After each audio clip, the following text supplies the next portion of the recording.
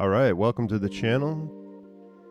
In this video today, we're going to take a look at the head unit, the tube amplifier, Riviera 725.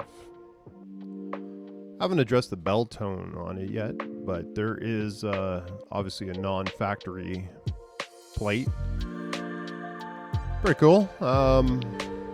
Job number one, make this thing safe so we can plug it in. We're going to take a look at some of the circuitry. We're going to try and figure out exactly what the battle plan is when we open this thing up. Try to get a 3-prong plug on it. Make it safe. Also examine the fuse, how it's going. That 2-amp fuse right there. We're going to take a look at the circuit diagram. I found one for Riviera 725. I don't really know that it's still accurate. I do see some discrepancies with some of the tubes that are listed both inside.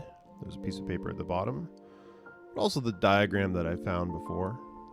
So we're going to line it up and come up with a battle plan.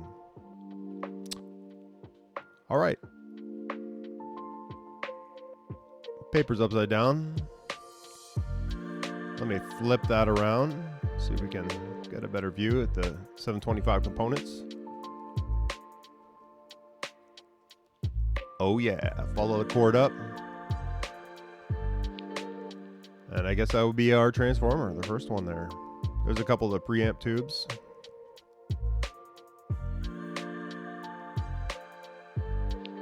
Output transformer there in the middle. Dual speaker. Can't wait to see what the hookup looks like there. 12 AX7s, 2 sides each one, 6V6, and a 5 AR4. Also on the bottom, I found this fuse.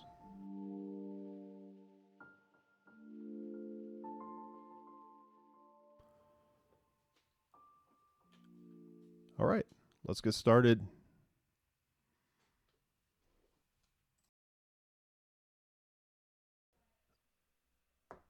All right, here's what's going on. I found this diagram online. It looks awesome. Looks like what it needs to be.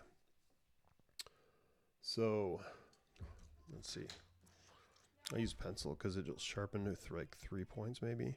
So, Riviera 725 by Pepco.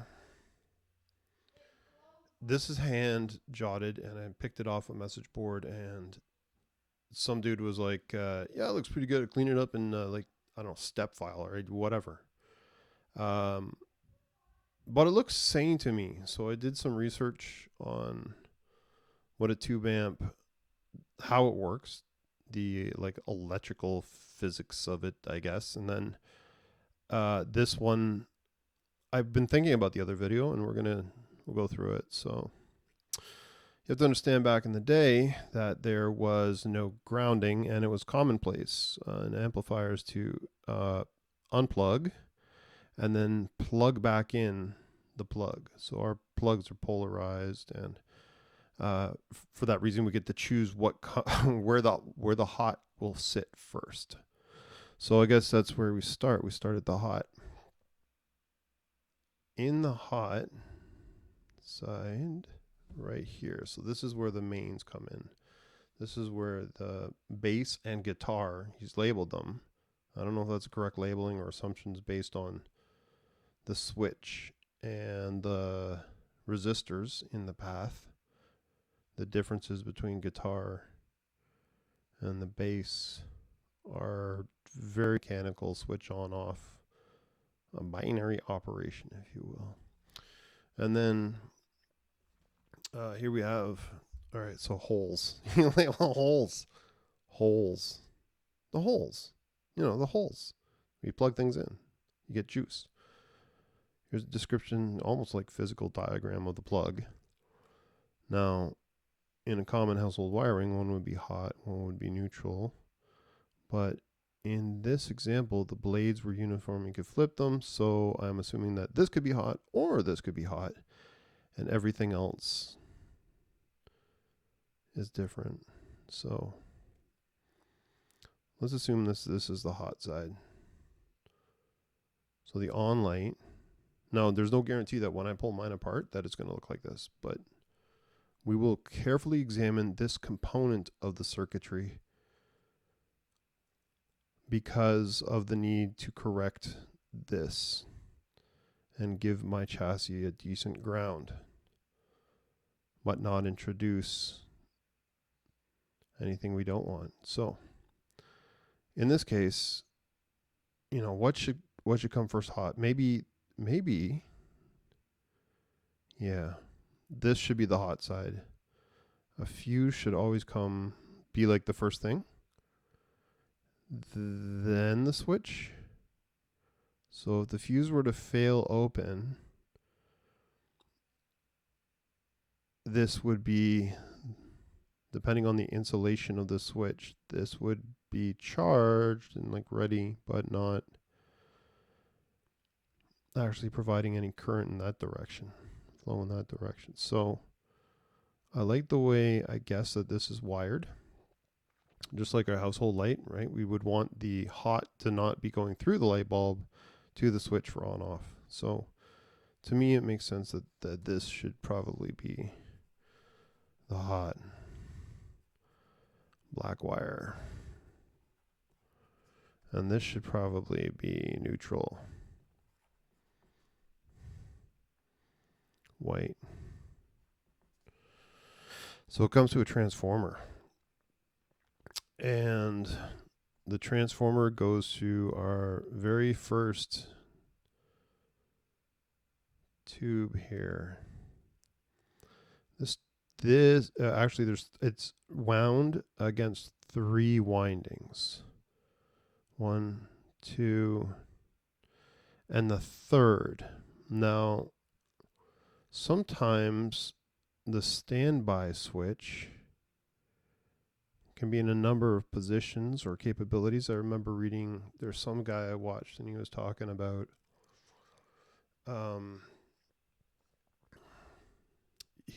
about different implementations. I think Fender found a cheaper way and they were doing it, quote unquote, the hard way. And I don't know if this is the hard way or the cheap way. It seems to me that inserting a standby switch here to prevent high voltage from reaching these capacitors and all the other amplification modes.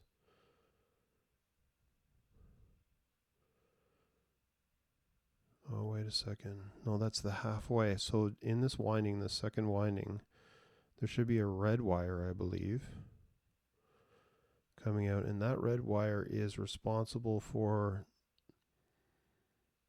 turning the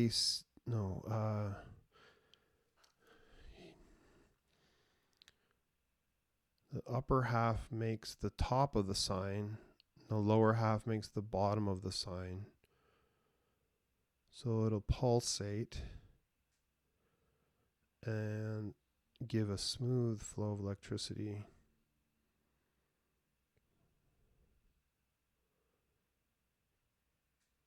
And I guess this is the bulb, right? So I don't have maybe I should have the list open to see what the bulbs were. Yeah. Take a look at that for a second.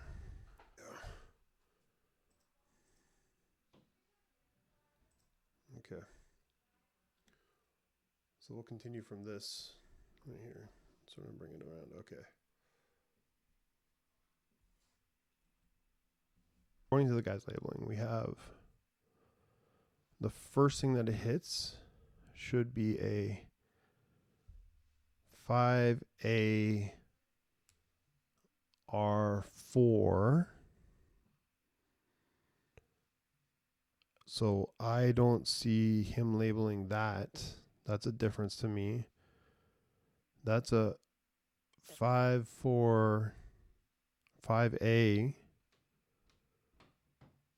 R4. These go to the filaments, by the way. I don't think I mentioned that. So So let's say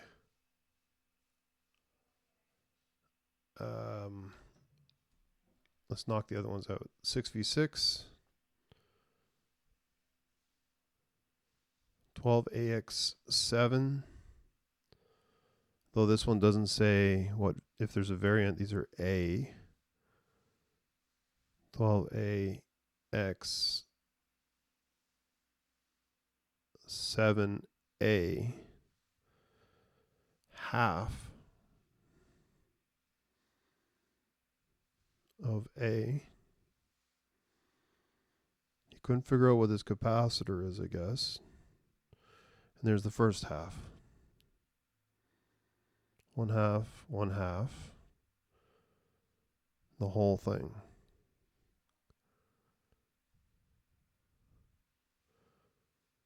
No, here we are. Left, right, top and the bottom.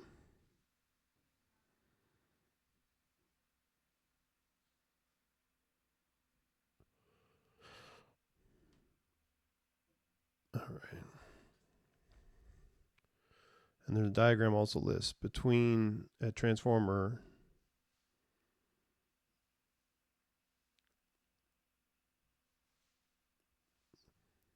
let's see.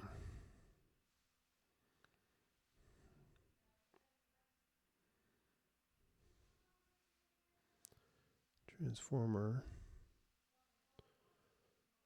6v6s with the 12AXs behind them and the 5A R4. So ours will be, we're expecting a 5A R4. All right, cool. 5AR4, is that an R? What the heck is this thing? Flip it over here.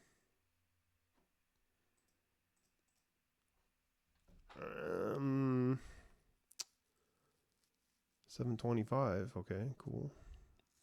So I guess that's how we know, or, you know. Okay. 5. A little bit of fun. Let's see here. All right, well, let's keep going. So what we expect to see is connections from this tube. So there's going to be a heating filament, but it's a reverse filament. So this will heat, and they'll bake electrons or whatever influence down here. And then I never figured out like why this bind, I guess it binds to this point. Why does it need to introduce power though? And what kind of windings are we talking here? Or is this the depth of the windings doesn't necessarily indicate the number of windings, does it? Is this like a reverse heater or something? Like kick off the reaction or something? I don't know. Like why? So let's see. Top of the wave here, bottom of the wave here. Bottom, top. Feeds it out in the opposite direction as this, and somehow feeds it when there's nothing. And then we have now DC current, right? DC current. Loading up the capacitor, headed down. So it's carrying the wave. So 40, 450, that'll be what they call yellow caps, I think. 1K resistor onto the next. To the next, to the next, to the next. And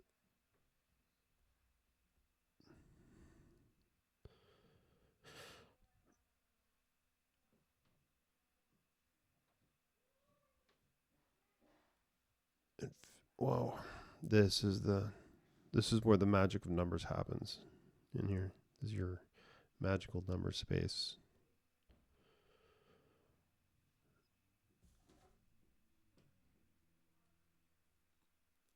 goes through.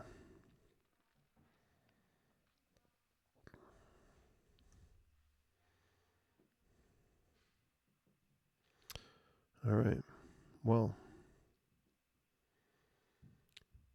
how do we know if we've done our job badly? I don't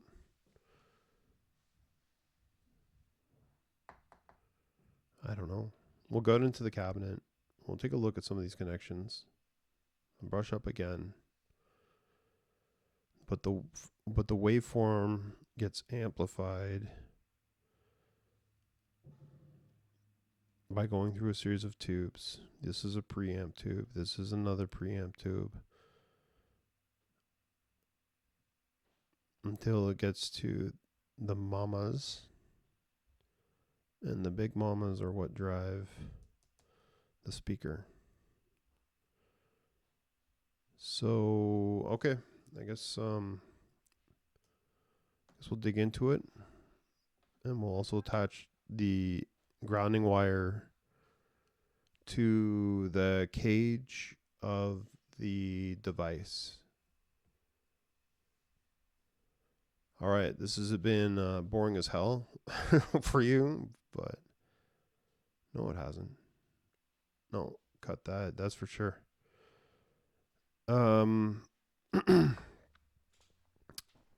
Okay. I'm currently recording right now. How are you? Good. How are you? I'm good. I can cut this out if you want. I won't say your real name on camera. Hello, YouTubers. Yeah. So that's my job, and I'm out of time because I'm a dad. I got no time. So next time I'll bust it open. We'll take a look. We'll make sure that this is the path we want to follow. We'll check out that fuse that we had and the one that we found in the bottom of the cabinet. Remember at the beginning? And then that's the plan. Okay. This is fun, but this feels expensive. So they make it safe. Turn it on and see if there's anything buzzing. A terrible hum. There's 2 hums apparently, like a 120 hum or a 60 hum or like some divisor hum. I don't remember how many hertz, but we'll know if we've done the job poorly by if it makes no sound. My computer froze on me, and I'm wondering if it's still recording. Let's see here. Yeah, it looks like it was for 20 minutes. Oh my God, who wants to watch for 20 minutes? All right. Well, yeah, we'll bust into it. Maybe even tomorrow. I don't know. We'll see. All right. Cool. See y'all later.